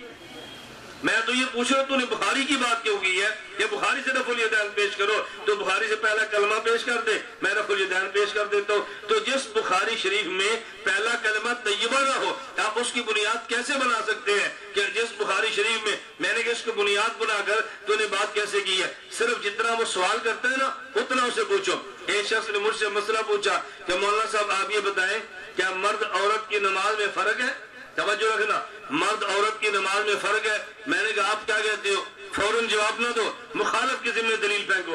आपने कहा जी हाँ फर्क है। उसने पूछा दलील, आपने कहा मुझे तो नहीं पता, मैं अभी फोन करता हूँ। अगर ये ना कहते तो फोन ना करना पड़ता ना, आप उससे पूछो हाँ भाई नमाज तू बता फर्क है या नहीं? कहते फर्क नहीं है। मैंने कहा ठीक है। हमने कहा फर्क है तो कहता फर्क नहीं है। तवज्जो रखना जरा। मैंने कहा फिर ऐसा करो जब फर्क नहीं है नमाज में, औरत मर्द की नमाज में कोई फर्क नहीं, तुम्हारी मस्जिद में अजान हमेशा कौन देता है? कहता है ये मर्द। मैंने कहा कभी कभी अजान मस्जिद में अपनी बाजी जान से दिलवा लिया करो। मुझे कहते क्यों? मैंने कहा फर्क जो नहीं है, कभी कभी इकामत के लिए अम्मी जान को कह दिया करो, फर्क जो नहीं है। कभी कभी मुसल्ला इमामत पे बूढ़ी दादी जान को खड़ा कर दिया करो, इनमें फर्क जो नहीं है। और फिर मुसल्ले पे खड़ा होगे जब औरतें आए ना उनको इकट्ठा खड़ा कर लिया करो, इनमें फर्क जो नहीं है। फिर ऐलान कर दिया करो भाई मर्द भी नंगे सर नमाज पढ़े, औरतें भी चादर उतारें, फर्क जो नहीं है ना। तुम्हारी भी लेते आ जाए, उनकी भी जुल्फे आ जाए। फिर मर्दों को भी कह दो जिस तरह औरतों को भी कह दो भाई टांगे चौड़ी करो, क्योंकि फर्क जो नहीं है। पाँव से पाँव मिलाओ, फर्क जो नहीं है। अपनी शलवारें पिंडियों तक ऊपर उठाओ, फर्क जो नहीं है। मैंने कहा देखना तुम्हारी मस्जिद में कितनी तादाद दूसरे दिन बढ़ जाती है। फर्क जो नहीं है। कभी अजान दिलवा लो, कभी नमाज पढ़ा लो, कभी तकबीर करा लो, कभी टांगों से टांगे चौड़ी करके घड़ी करा लो, क्या फर्क पड़ता है? फर्क जो नहीं है। मेरी बात अच्छी तरह समझो। मुझे कहते हैं नहीं इनमें फर्क तो है, इनमें फर्क तो है। मैंने कहा इनमें भी है उनमें भी है। इनकी फर्क की हदीसें तू दिखा दे, उनकी फर्क की हम दिखा देते। बात समझ आ गई? हमेशा सवाल का जवाब न दो बल्कि सवाल पर सवाल करो। हमेशा सवाल का जवाब दोगे फंस जाओगे, और सवाल पर सवाल करोगे आप निकल जाओगे। अल्लाह में बात समझने की तौफीक अता फरमाए। मैं एक दो वाक़या दर्ज करके अपनी बात खत्म करता हूँ। हमारे एक बुजुर्ग है, वो कारे में एक देहात है और वहां के बुजुर्ग है, अनपढ़ है, उर्दू ना बोलते हैं ना उर्दू लिखते हैं। मेरी कैसे सुनते हैं, बयानात गाड़ी में सुनते रहते हैं। मैं उलमा तो भी हमारे बड़े हैं, मैं तलबा से जरूर गुजारिश करता हूँ आप मेरे बयानात सुना करें, और मैं आवाम से कहता हूँ क्या मेरी सीढ़ियाँ देखा करें। तलबा से हम कहते हैं कैसे सुना करें, और आवाम से कहते हैं सीढ़ियाँ देखा करें। तो फतवे को डर लगता है क्यों? अगर अवाम हमारी सीढ़ियाँ देखनी शुरू कर देना दिमाग से जाकिर नायक का जादू उतर जाएगा। जो कि आपने जाकिर नायक को सुना है, उलमा देवबंद को सुना ही नहीं है। देखा ही जाकिर नायक को है, उलमा देवबंद को देखा ही नहीं है। आप दुआ फरमाए, हमारी ख्वाहिश है अल्लाह में असबाब अता फरमाए और हम चैनल बनाए। हमारी ख्वाहिश है अल्लाह असबाब दे और हम चैनल बनाए। चैनल बन जाएगा तो जाकिर नायक के जादू उतर जाएंगे। अब वजह क्या है कि जिस जगह पे बैठ के वो बात करता है उस जगह पे हमारी बात नहीं होती, लोग उसे सुनते हैं और उनके दिमाग में आता है कि जाकिर नायक बड़ा आदमी है। मैं दुबई सफर पे था तो जाकिर नायक के आशिक से गुफ्तगू करनी पड़ी, तो मुझे वो कहने लगा कि मौलाना साहब जाकिर नायक के बारे में क्या ख्याल है। मैंने कहा आपका क्या ख्याल है? पहले उनसे पूछो ना, मैं कोई ख्याल जाहिर करूं उस ख्याल पे दलील देनी पड़ेगी ना, उससे पूछ लो। मैंने कहा आपका क्या ख्याल है? कहते जी बहुत बड़े आलिम है। मैंने कहा बहुत को भी काट दे, बड़े को भी काट दे, ये बता आलिम भी है कि नहीं? उसने क्या कहा? بہت بڑے عالم ہیں. میں نے کہا بہت بھی ختم بڑے بھی ختم, یہ بتا عالم ہے کہ نہیں؟ کہتے کیوں نہیں ہے. میں نے کہا کس مدرسے میں پڑھے ہیں؟ کہتے عالم بننے کے لیے مدرسے میں پڑھنا ضروری ہے. میں نے کہا تو ڈاکٹر بننے کے لیے 2-4 مریضوں کو مارنا ضروری ہے. بھائی ڈاکٹر بننے کے لیے بھی تو کوئی آدمی کو پڑھنا پڑتا ہے نا, تو مولوی بننے کے لیے کچھ نہیں پڑھنا پڑے گا, ایسے مولوی بن جائے گا. 2-4 مریضوں کو دوائی تو مر جائے وہ مولوی بن جائے گے. میں نے کہا نہیں بھائی کوئی بنیاد تو ہوگی نا. اب اس کو تھوڑی سی بات سمجھ آئی. میں نے کہا یہ بتاؤ ڈاکٹر ذاکر نائک کا آپ نے کبھی بیان سنا ہے؟ کہتا ہے میں تو بہت سنتا ہوں. میں نے کہا کبھی آپ نے 1 گھنٹے کا بیان سناؤ, اور 1 گھنٹے کے بیان میں کبھی ڈاکٹر ذاکر نائک نے ایک آیت بھی پوری پڑھی ہو کبھی؟ اس نے کہا میں نے تو غور نہیں کیا. میں نے کہا غور کر لینا. جو بندہ ناظر قرآن بھی نہیں پڑھ سکتا, مجھے بتا بہت بڑا عالم کیسے ہوگا؟ اب وہ سوچنے لگ گیا. میں نے کہا اچھا مجھے یہ بتا کہ ڈاکٹر ذاکر نائک کے بارے میں تو نے یہ تو کہا بہت بڑا عالم ہے, کبھی تو نے ایک آیت اس کو پڑھتے سنا؟ مجھے کہتا نہیں. میں نے کہا اچھا یہ بتا ذاکر نائک کے مجمع میں تو نے کبھی علماء دیکھے؟ مجھے کہتا نہیں. کہتا اس کو بہت بڑا آدمی ہے. میں نے کہا بہت بڑا سنتا کون ہے؟ کہتا یہودی, عیسائی, ہندو, سکھ, عام مسلمان بہت سنتے ہیں. میں نے کہا جس کو سکھ سنے بہت بڑا مولوی ہوتا ہے. بھائی مجھے یہ بتا اس کو علماء سنتے ہیں؟ کہتا یہ بات تو میں نے کبھی غور نہیں کی. میں نے کہا بھی ڈاکٹر وہ ہے جسے ڈاکٹر مانے, وکیل وہ ہے جسے وکیل مانے, تاجر وہ ہے جسے تجار مانے, اور عالم وہ ہے جسے علماء مانے. بات اتری ہے, یہ تو موٹی سی بات سمجھ آتی ہے نا. اب کچھ اس کے دماغ میں بات اتری, بھائی کچھ نہ کچھ دال میں کالا چٹا کچھ تو ہے نا. پھر مجھے کہنے لگا بالفر چلیں ڈاکٹر ذاکر نائک کے بارے میں آپ کا کیا خیال ہے؟ میں نے کہا آپ کا کیا خیال ہے؟ جو ڈاکٹر صاحب مسئلے بتاتے ہیں ان پہ عمل کرنا چاہیے؟ کہتے جی ہم تو کرتے ہیں. میں نے کہا تجھے اس کے سارے مسئلوں کا پتہ ہی نہیں, اس لیے تو عمل بھی نہیں کرتا. کہتا جی مثلا میں نے کہا ڈاکٹر ذاکر نائک سے ایک بندے نے مسئلہ پوچھا ہے کہ کچھوے کے بارے میں کیا حکم ہے, مینڈک کچھوا کیا حکم ہے؟ تو ڈاکٹر صاحب نے فرمایا قرآن کریم میں ہے لحمن طریہ, فریش گوشت ہونا چاہیے, خواہ مچھلی کا ہو خواہ مینڈک ہو. میں نے کہا تو دبئی رہتا ہے پورٹ پر ہے, 1-2 مرتبہ مینڈک کے کباب بنا کے کھا لے. کہتا مجھے تو کراہت آتی ہے. میں نے کہا ڈاکٹر صاحب کہتے ٹھیک ہے تجھے کراہت آتی ہے. اب وہ سوچنے لگا یہ کیسا بندہ ہے. میں نے کہا ذاکر نائک سے ایک لڑکی نے پوچھا مرد مرے گا جنت میں جائے گا, اس کو جنت کی بنی لڑکی ملے جس کو حور کہتے ہیں, عورت جنت میں جس کو کیا ملے گا؟ ڈاکٹر صاحب فرمانے لگے اس کو جنت کا بنا مرد ملے گا, اس کو بھی حور کہتے ہیں, اس کو بھی حور کہتے ہیں. یعنی مرد کو لڑکی ملے گی, لڑکی کو لڑکا ملے گا. میں نے کہا جب تمہاری اہلیہ جنت میں جائے اور اس کو تمہاری بجائے کو حور وہاں پر مل جائے تو تم قبول کر لو گے؟ اس کو جنت کا بنا مرد بھی ملا ہو, تم بھی ہو, ایک تم ہو ایک حور ہو, میں نے کہا کر لو گے؟ میں نے کہا تمہارا ڈاکٹر صاحب کہتے ہیں ایسے ہوگا. اور یہ ذاکر نائک نے لکھا ہے اسلام میں خواتین کے حقوق نسواں, اور اسلام میں خواتین کے حقوق کتاب ہے اس کی, اس میں خطبات چھپے ہیں, لکھا ہے. میں نے کہا مان لو, کہتے ہیں نہیں. یہ ذاکر نائک کا علم ہے, اللہ میں بات سمجھنے کی توفیق عطا فرمائے. ایک خاتون نے مسئلہ پوچھا عورت کے ووٹ کے لیے شرعی حیثیت. ایک ہے ووٹ کی شرعی حیثیت الگ مسئلہ ہے, دوسرا مسئلہ عورت کے ووٹ پر دلیل کیا ہے. اب دلیل پر بڑا تعجب ہوتا ہے. ذاکر نائک کہتے ہیں یا ایھا النبی اذا جاءک المؤمنات یباینک, جس کو ہم ووٹنگ کہتے ہیں اس کو حضور کے دور میں بیعت کہتے تھے. اب بتاؤ اس کو آدمی کن لفظوں سے تعبیر کرے؟ یہ ڈاکٹر ذاکر نائک کا علم ہے, لیکن بس میڈیا ہے, اس میڈیا پر لوگ مست ہو جاتے ہیں. میں اس لیے گزارش کر رہا تھا طلبہ ہماری کیسٹیں سنا کریں, اور عوام سے میں نے گزارش کی ہے کہ آپ حضرات ہماری سیڑیاں دیکھا کریں. اگر دیکھیں گے نا ذاکر نائک کا جادو آپ کے دماغ سے نکل جائے گا. نہیں ہوگا تو اگر نیٹ سے وابستہ ہے ahnafmedia.com, جو انٹرنیٹ سے وابستہ ہے ahnafmedia.com, آپ اس کی سرچ کر لیں. یاسر الیاس گمن لکھ لیں اور گوگل پہ سرچ کر لیں تو آپ کو اندازہ ہو جائے گا ہمارے کس قدر بیانات اور ہمارا کام بحمدللہ تعالی نیٹ پر موجود ہے. اس کا اہتمام تو کر لیں گے نا. میں خیر وہ بات کہہ رہا تھا, وہ بندہ ہماری کیس سے سنتا تھا, اب اس کو بھی بات کرنے کا سلیقہ آ گیا. پہلے غیر مقلدین جماعت الدعوہ کو وہ قربانی کے موقع پوری گائے دیتا, ان کو عشر دیتا. میرے بیانات سنے, بدل گیا, دینے چھوڑ دیے. غیر مقلد سمجھے بھئی اس کے پاس کوئی آیا ہے, میرے بارے میں ان کو علم ہے کہ میں تو کھلا کام کرتا ہوں. تو غیر مقلد ایک اس کے پاس گیا اور اس نے کہا جی اب ہمیں فنڈ نہیں دیتے. اس نے کہا میں نہیں دیتا, جو دیتا تھا اللہ مجھے معاف کرے, میں تمہیں گمراہ سمجھتا ہوں, چھوڑ دیا. اب غیر مقلد نے اس سے کہا اسی وقت چلے ایک مسئلے پر بات کر لیں. بابا جی نے کہا کر لیں. میں صرف بتانے کو گفتگو کرنی کتنی آسان ہے اگر گفتگو کرنی آپ کو آتی ہو. بابا جی نے کہا بتا مسئلہ.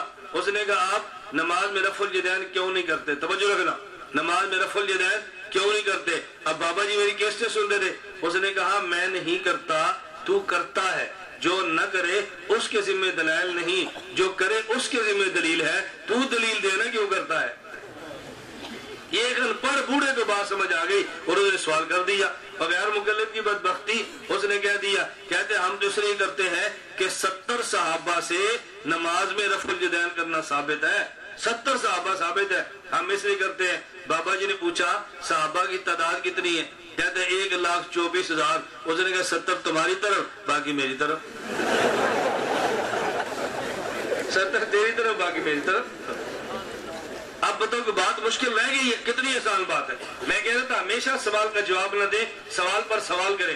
میں ایک جگہ اکاڑے گیا، میرا شیخ پورا بیان تھا، جن کے گھر میں کھانا تھا، چھوٹا بچہ 8 سال یا 9 سال کا، بمشکل ہوگا، مجھے انہوں نے ملایا تو انہوں نے کہا جی اس بچے نے یہ غیر مقلدن سے مناظرہ کیا ہے، غیر مقلدن سے، غیر مقلد کی مؤنث غیر مقلدن ہوتی ہے، اس سے مناظرہ کیا ہے۔ میں نے کہا یہ تو مناظرہ نہیں، مناظری ہوئی نا، کدھر بچہ ہے ادھر غیر مقلدن ہے۔ انہوں نے کہا جی مناظرہ یا مناظری اس نے کچھ کیا ہے۔ میں نے کہا کیا کیا ہے؟ کہتے اس کی مامی غیر مقلد کی ممانی، ماموں کی بیوی، وہ غیر مقلد کی ہمارے گھر آئی، اس نے آتے مسائل چھیڑ دیے کہ تم رفع الیدین کیوں نہیں کرتے، اونچی آواز سے آمین کیوں نہیں کہتے، تم ٹانگیں چوڑی کر کے نماز کیوں نہیں پڑھتے۔ میں نے کہا اس کو نہیں پتا ہر جگہ پہ ٹانگیں چوڑی نہیں کرتے، لیکن شروع کر دیا اس نے مسئلہ کہ ٹانگیں چوڑی کر کے نماز کیوں نہیں کرتے۔ اس بچے نے کہا اپنی مامی سے کہ میں تم سے مناظرہ کرتا ہوں۔ مامی نے کہا کر لو۔ یہ بچہ میرے بیان سنتا تھا، مامی نے اس کہتا ہے کس مسئلے پہ؟ اس نے کہا رفع الیدین پہ۔ اس نے کہا نہیں، رفع الیدین کیا ہوتا ہے؟ ایک ایسے مسئلے مناظرہ کریں کہ جس میں سارے مسئلوں کا حل نکل آئے، وہ ہے تقلید۔ اگر تقلید مان لی سارے مسئلے مان لیں گے، تقلید نہ مانی سارے چھوڑ جائیں گے۔ ہر مسئلے پر مناظرے کی بجائے صرف تقلید پہ کریں۔ ممانی کہتی ہے کر لو۔ اب بچے کا سوال سمجھا، وہ بچہ اپنی مامی سے کہنے لگا یہ بتاؤ کہ تقلید ایمان ہے یا شرک؟ تقلید ایمان ہے یا شرک؟ مامی بولنے لگی نا تو بیٹے نے کہا میری پوری بات سن لو مامی، پھر بولنا۔ 7-8 سال کا بچہ، اس نے کہا مامی پھر بولنا۔ اس نے کہا کیا مطلب؟ اس نے کہا دیکھو اگر تم نے تقلید کو ایمان کہہ دیا پھر تم نے غیر مقلد نہیں رہنا، مذہب بدل جانا ہے، تم نے مقلد بن جانا ہے۔ اور اگر تم نے تقلید کو شرک کہہ دیا پھر میرے ماموں سے تیرا نکاح نہیں رہنا۔ اگر تقلید کو ایمان کہہ دیا تو غیر مقلد نہیں رہنا، مذہب بدل جانا ہے، اور اگر تو نے تقلید کو شرک کہہ دیا تو میرے ماموں سے نکاح نہیں رہنا۔ اب بتا تقلید ایمان ہے یا شرک؟ لوگ شرک برداشت کر لیتے ہیں، نکاح ٹوٹتا برداشت نہیں کرتے۔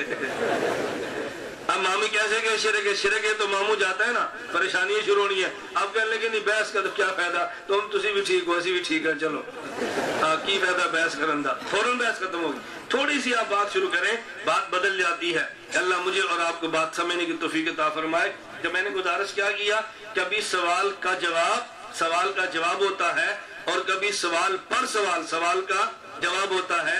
آپ سوال کا جواب اس کی تیاری بھی کریں، اور اگر تیاری نہ کر سکے تو یہ طریقہ سمجھ لیں کہ سوال پر جواب کر دیں، سوال پر سوال کر دیں، پھر انشاءاللہ کبھی آپ کو اس کے لیے پریشانی نہیں کھڑی ہوگی۔ مجھے ایک تبلیغ جماعت کے ساتھی کہنے لگا کہ جماعت الدعوہ والا کہتا ہے یہ جو آپ ماہانہ سروزہ لگاتے ہو کہاں لکھا ہے؟ میں نے کہا اس سے پوچھو تم جو ہر مہینے 21 دن کی ٹریننگ کراتے ہو کہاں لکھا ہے؟ یہ بات کو پوچھیے مشکل ہے۔ تم 21 دن کی ٹریننگ کی دلیل دو، ہم سروزے کی دے دیں کہ وہ جی نظم ہے، کوئی یہ بھی نظم ہے، بس بات ختم ہے۔ اس پر کوئی لمبے دلائل کی ضرورت ہے، چھوٹی سی آپ بات سمجھا لیں نا، اللہ کرے ہمیں بات سمجھ آ سکتی ہے۔ اللہ مجھے بھی توفیق عطا فرمائے، اللہ تعالیٰ آپ کو بھی توفیق عطا فرمائے۔ وآخر دعوانا ان الحمدللہ رب العالمین۔ میری آپ سے بھی گزارش ہے، ہمارے جو طلباء ہیں، ہمارے جب شعبان میں وفاق کے امتحان یا رجب میں ہوگا نا، جمعرات امتحان ختم ہوگا اور ہفتے کے دن صبح 7:30 یا 8 بجے ہمارا سبق شروع ہو جاتا ہے۔ تو بنوں سے سرگودا کوئی سفر نہیں ہے، بالکل قریب ہے۔ اور جو حضرات چلہ لگانا چاہتے ہیں طالب علم، میں ان سے بھی کہتا ہوں آپ چلہ لگاتے ہوئے پہلے چھوٹی سی چلی 10 دن کی لگا لیں، آگے پھر آپ چلے کے لیے چلے جائیں، اس سے کیا فرق پڑتا ہے؟ ہم آپ کے راستے میں نا چھوٹی چلی ہمارے پاس لگائیں، چلہ آپ جا کے رائیونڈ کی ترتیب پہ لگائیں۔ آپ کا چلہ اتنا زبردست ہوگا نا کہ آپ چاہیں کہ کوئی بندہ آئے تو میں اسے بات کروں۔ اگر ہماری چلی نہیں لگائیں گے نا پھر کوئی آئیں گے تو آپ نے بچنا ہے، اور یہ چلی لگی تو آپ نے کہنا آئے میں اسے بات کروں، تو آپ نیت کر لیتے ہیں نا بھائی۔ اور جو ہمارے ساتھی دورہ حدیث میں ان سے ہماری گزارش ہے ہم فارغ التحصیل علماء کے لیے 1 سال کا تخصص کراتے ہیں، خطابت بھی سکھاتے ہیں، اصول بھی پڑھاتے ہیں، الحمد سے لے کر والناس تک پوری تفسیر بھی سمجھاتے ہیں، اسماء الرجال بھی، اصول حدیث بھی، اصول فقہ بھی، اصول تفسیر بھی، یہ ہم سارے بھی الحمدللہ بڑے اہتمام سے پڑھاتے ہیں۔ اگر آپ حضرات تشریف لائیں تو اور حدیث کے طلبہ نیت کریں، انشاءاللہ آپ کو اس کا بہت فائدہ ہوگا۔ ایک غیر مقلد نے کہا اللہ تعالیٰ کی ذات کا ہر جگہ موجود ہونا ہندو کا عقیدہ وضاحت فرمائیں۔ ہندو کا عقیدہ کیسے ہے؟ وہ ہندو کیا اللہ کو مانتا ہے یا بتوں کو مانتا ہے؟ وہ تو مانتے ہی کسی اور کا، تو اس کا یہ عقیدہ ہوگا کیسے؟ ہدایت جلد اول کی حدیث متعلق بین سطور حاشیہ میں لکھا کل تو ضعیف غریب جداً جیسے الفاظ مرقوم ہوتا ہے جو باعث تشویش وضاحت فرمائیں۔ ایک بات ذہن میں نشین فرما لیں، ایک ہوتا ہے حدیث کا ضعیف ہونا سندن، ایک ہوتا ہے ضعیف اس لیے ہونا کہ امت نے عمل چھوڑ دیا ہو۔ اگر سندن حدیث ضعیف ہو اور تلقی امت بالقبول مل جائے، وہ حدیث ضعیف نہیں ہوتی، حدیث صحیح ہوتی ہے۔ اب بات سمجھ آ گئی؟ وہ حدیث ضعیف نہیں ہوتی، حدیث کیا ہوتی ہے؟ یہ غریب جداً حدیث ہے، اس کا مطلب کیا ہوتا ہے؟ حدیث غریب کسے کہتے ہیں؟ جو ضعیف ہو، اس کو تو غریب نہیں کہتے۔ غریب کا معنی درمیان میں کہ راوی ایک رہ گیا ہو، تو یہ تو کوئی وجہ ذوق نہیں ہوتی کہ آپ اس بنیاد پہ حدیث کو چھوڑ دیں۔ قرآن پاک میں جہاں کہ اللہ کا ہر جگہ موجود ہونے کا ذکر آتا ہے تو صاحب جلال علماً و قدرت جیسے تقدیری عبارات نکالتے معلوم ہوتا اللہ تعالیٰ بس یہ سمجھانا چاہتے ہیں کہ اللہ تعالیٰ علماً ہر جگہ موجود ہے، علماً تو ہے ہی ہے، اس پہ تو کوئی اشکال ہی نہیں ہے۔ مولانا رشید احمد گوئی فرماتے ہیں ہوا محکم، ہوا آتا ہے معیت ذاتیہ کے لیے، ہوا موضوع ذات کے لیے ہے، اور جب حقیقت پر عمل ممکن و مجاز کی طرف کیوں جائیں، یہ مفتی رشید احمد گوئی فرماتے ہیں، ہم کیوں ادھر جائیں مجاز کی طرف؟ یہ 6 کلمے ان کے نام کہاں سے ثابت ہو؟ آپ کچھ روشنی فرمائیں۔ ایک ہوتا ہے کہ 6 کلمے ترتیب پہلا دوسرا تیسرا، یہ تو نہیں ہے، احادیث میں کلمے موجود ہیں، لا الہ الا اللہ بھی ہے، سبحان اللہ والحمدللہ بھی ہے، اشہد ان لا الہ الا اللہ بھی ہے۔ اب کون سا بندہ کون سی حدیث تلاش کرے گا؟ ہمارے اکابر کو اللہ جزائے خیر عطا فرمائے، انہوں نے مختلف احادیث سے کلمات اکٹھے کر کے لکھ دیے ہیں تاکہ بندے کو موٹا موٹا اپنے ایمان کا علم ہونا چاہیے۔ یہ ایسے ہی ہے جیسے قرآن کی کسی آیت میں نہیں ہے وضو کے 4 فرض ہیں، یہ کہیں بھی لکھا ہوا وضو کے 4 کیا لکھا ہوا ہے؟ یا ایھا الذین آمنوا اذا قمتم الی الصلاۃ فاغسلوا وجوہکم۔ اب علماء نے اس کا ترجمہ کیا کہ وضو کے 4 فرض ہیں۔ کوئی بندہ پوچھے 4 فرض کہاں لکھے ہوئے ہیں؟ بھائی لکھا ہوا تو ہے لیکن 4 کا لفظ نہیں ہے، تعداد تو 4 ہی بنتی ہے، تو اس کا خلاصہ نکال کے دے دیتے ہیں۔ بالکل ایسے ہی ہے۔ اس مجھے غیر مقلد کہنے لگا کہ آپ حضرات جنازے سے پہلے کہتے ہو بھائی جنازے کی نیت کر لو، کہتے ہیں نا جنازے کی نیت کرو، کہتے ہیں کہاں لکھا ہوا ہے؟ میں نے کہا بخاری شریف میں، کہتے ہیں بخاری شریف میں کہا، میں نے کہا بخاری کی پہلی حدیث ہے، کہتے ہیں وہ کون سی؟ میں نے کہا انما الاعمال بالنیات۔ کہتے ہیں ہمارا سوال یہ نہیں ہے، ہمارا سوال ہے تم زبان سے۔ میں نے کہا ہم تو زبان سے کہتے نہیں ہیں، ہم کہتے ہیں کرو یا کہو۔ ہم کیا کہتے ہیں؟ نیت کرو یا نیت کہو؟ بولو نا، ہم کیا کہتے ہیں؟ نیت کرو یا کہو؟ کرنا دل سے ہوتا ہے، کہنا زبان سے ہوتا ہے۔ ہم کہتے ہیں کرو، اور یہ تو بخاری کی پہلی روایت ہے انما الاعمال بالنیات۔ اگر ہم کہتے ہیں نا کہو، پھر ہمارے اوپر سوال تھا، عوام نے زبان سے کیا تو ان سے پوچھو کہاں لکھا ہوا ہے، ہم سے کیوں پوچھتے ہو؟ زبان سے کو ہم نے اس کا جواب بھی دے دینا، ابھی ہم قیاس مانتے ہیں، زبان سے روزے کی نیت بخاری میں، اس پر نماز کا قیاس کر لیں گے۔ ذاکر نائک کے بارے میں نے بتا دی ہے، بعض لوگ سلسلہ اربع نہیں مانتے، کہتے ہیں دیوبندی اور مودودی، نہ دیوبندی مودودی تو اور چیز بلا ہے، اور 4 سلسلے اور ہیں۔ جس طرح ہمارے 4 فقہا ہیں اسی طرح سلاسل اربع بھی ہیں، وہی نہیں مانتے جو طریقت کو سمجھتے نہیں ہیں، جو سمجھتے ہیں کبھی بھی انکار نہیں کرتے۔ 4 سلسلے ہمارے اکابر کے ہیں، علی رضی اللہ تعالیٰ عنہ تک جا کے پہنچتے ہیں، پورے سلسلے موجود ہیں، اب تو کتابیں بھی چھپ گئی ہیں۔ دیوبندی اور مودودی میں کیا فرق ہے؟ اس پر میں ایک چھوٹا سا واقعہ سناتا ہوں وہ سمجھانے کے لیے۔ حضرت مولانا محمد امین اکاڑوی رحمۃ اللہ علیہ کے پاس ایک بندہ آیا اور اس نے پوچھا جی حضرت دیوبندی اور مودودی میں کیا فرق ہے؟ مولانا اکاڑوی رحمۃ اللہ علیہ نے اس کو ایک کتاب دے دی، حضرت جی مولانا یوسف رحمۃ اللہ علیہ کے حیات صحابہ، فرمایا اس کو پڑھو ہفتے بعد آنا۔ وہ اس نے پڑھی، ہفتے بعد آ گیا، اور جب آیا ہفتے بعد حضرت نے پھر اس کو خلافت ملوکیہ دے دی، فرمایا ایک ہفتہ یہ پڑھو پھر میرے پاس آنا۔ وہ آ گیا تو فرمایا بتاؤ دونوں کتابوں میں کیا فرق ہے؟ حیات و صحابہ حضرت جی مولانا یوسف رحمۃ اللہ علیہ اور خلافت ملوکیت مودودی، اور دونوں میں کیا فرق ہے؟ اس نے کہا حیات و صحابہ کو پڑھیں تو دل میں عشق صحابہ پیدا ہوتا ہے، خلافت ملوکیت کو پڑھیں تو دل میں صحابہ کو نفرت اور بغض پیدا ہوتا ہے۔ فرمایا جو دو ان کتابوں فرق ہے نا وہ ان 2 مذہبوں میں فرق ہے۔ دیوبند کے پاس اور صحابہ کا عشق ملتا ہے، مودودیت کے پاس اور صحابہ کی نفرت ملتی ہے، بس یہ دیوبندی اور مودودی میں فرق ہے۔ اس سے آسان فرق میں کیا بتا سکتا ہوں؟ پولیو کے بارے میں کیا فرمائے؟ میں نے آج بھی آپ سے عرض کیا تھا کہ پولیو کے بارے میں یا مفتی آن سے پوچھے اور انہی سے رابطہ رکھا کرے. جو میرے متعلقہ مسائل ہے مجھ سے پوچھے، میں آپ کا مفتی نہیں ہوں، اور یہ مسئلے مجھ سے نہ پوچھا کرے، انہی سے پوچھے. کوئی بینک کا پوچھتا ہے، کوئی پولیو کا پوچھتا ہے، کوئی دوسرے پوچھتا ہے. اس لڑائی میں مجھے شریک نہ کرو، مجھے اپنی لڑائی لڑنے دو. بات سمجھ آ گئی ہے؟ بس مفتیان سے پوچھیں کیا فرماتے ہیں. اخبارات اشتہارات اللہ تعالیٰ کے نام رسول اس کو نیچے دیکھیں. جو اخبارات پہ اگر اللہ کا نام ہو اس کو جان بوجھ کر نیچے تو پھینکنا نہیں چاہیے، یہ تو توہین ہے. اللہ کا نام نہ بھی ہو ویسے کاغذ ایک اعلیٰ علم ہے، اس کو نہیں پھینکنا چاہیے. ایک ہوتا ہے جان بوجھ کے اور ایک ہوتا ہے کہ گر گئی ہے، تو اتنی سی بات پر توہین کے فتوے بھی نہ لگایا کرو. اللہ ہم سب کو سمجھنے کی توفیق عطا فرمائے. میں نے آپ سے گزارش کی ہے بھی چھٹیوں میں طلباء ہمارے پاس آنے کا ارادہ فرماؤ، کرتے ہیں نا بھی انشاءاللہ. اور عوام الناس کے لیے ہم ہر انگریزی ماہ کی پہلی جمعرات مغرب سے لے کے جمعہ ہفتہ اتوار 9 بجے تک کورس کراتے ہیں. عوام اس میں شرکت کرے. باقی ابھی آپ نیچے تشریف لے جائیں گے تو میں نے اعلان آپ کو کر دیا ہے. ہماری مفصل کتابیں موجود ہیں، خصوصاً نماز کے نام پہ جو کتاب ہے نا، یہ عوام اس کو ضرور لے. طلباء تو دلائل پڑھتے رہتے ہیں، نماز اہل سنت والجماعت اس کو دیکھ لیں، ہمارے پوسٹر دیکھ لیں، کتابیں دیکھ لیں. تو مطالعہ کے لیے کتابیں اپنے پاس رکھیں. اللہ ہم سب کو اپنے اکابر کے ساتھ ہی رکھے. اللہ ہمیں اکابر کے ساتھ ہی زندہ رکھے، اکابر کے ساتھ حشر فرمائے. وآخر دعوانا ان الحمدللہ رب العالمین. الحمدللہ رب العالمین والصلاة والسلام علی رسولی وعلی آلہ واصحابہ اجمعین. اے مولا کریم ہم سب کے گناہوں کو معاف فرما دے، خطاؤں سے درگزر فرما، جائز حاجات کو پورا فرما، اس ادارے کو ظاہری اور باطنی ترقی عطا فرما. میرے مولا کریم ہمارے اکابر کی حفاظت فرما، شرور و فتن سے محفوظ فرما، بیماروں کو صحت عطا فرما، مقروضوں کے قرض ادا فرما. ہم سب کا خاتمہ بالایمان فرما. قیامت کے دن حضور اکرم صلی اللہ علیہ وسلم کی ہم سب کو شفاعت نصیب فرما. وصلی اللہ تعالی علی رسولی خیر خلقہ محمد و آلہ وصحبہ اجمعین برحمتک یا ارحم.